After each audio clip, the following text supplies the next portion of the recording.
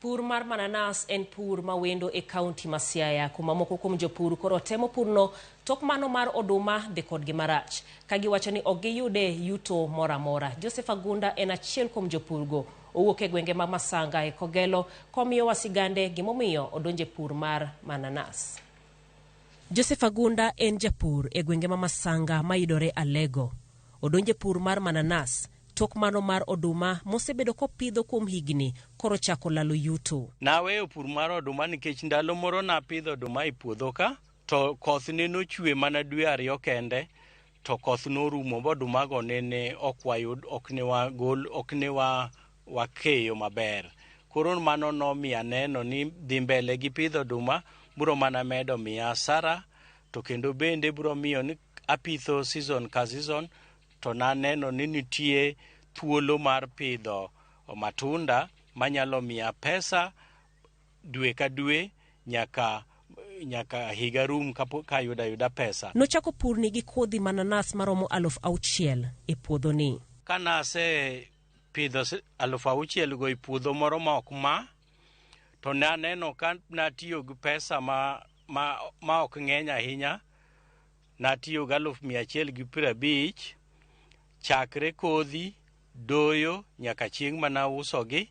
To kana rango records maga kana tieko uso, to nayudo kana an kod siling 300,000 mana uso olembe, to siling 22,000 na uso kodhi. Agunda wacho ni mananas dwaro mondo odo dwe ka dwe, ma bende chamo pesa modhuro.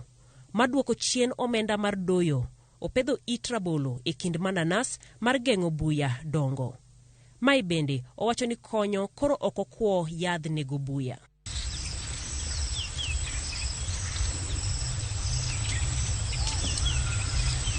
Mananas kaw e kind dweche 18 mondo oikre, ka bende onyalo nyuol kuom higni 4 kapok opudhe. Mananas kipidho kata kose nyak mokwongo dwe mar 18 no, to biro golo sakas manyien. Kigolo matunda wiye no, to koro chako golo sakas manyien. Sakas manyien go biro nyak, kendo gibiro nyak nyaka higa mar 4. To seche ma gigolo sakas go be onyalo golo mokalo achiel, onyalo golo 4 kata 5 kata 3. Koro inyalo we achiel to modong' go to iuso ni jopur weteni, kendo bende kelo pesa. Kata bed ni dodonje purni mar yudo ohala, kai bende kaka pur mamoko nitiere koda pek mage. Chiel kuomgi en ni ndalo moko kaka koth ochako chwe, odwano doye, to seche go jopur bende manyalo kata konyi doyo, jo tich manyalo konyi doyo bende odichi puothegi.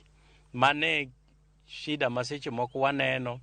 Kata kamano, Agunda nigi geno ni kaponi jopur mamoko odonje pur mar mananas e kaunti ma Siaya, mae biro ting'o malo yutogi kendo duoko chien chenro mar nyiewo mananas koa e piny Uganda. Wang'e ni mananas michamo Siaya ka owuok South Nyanza kata owuok Uganda, to wan gi lowo gi koth moromo pidho mananas.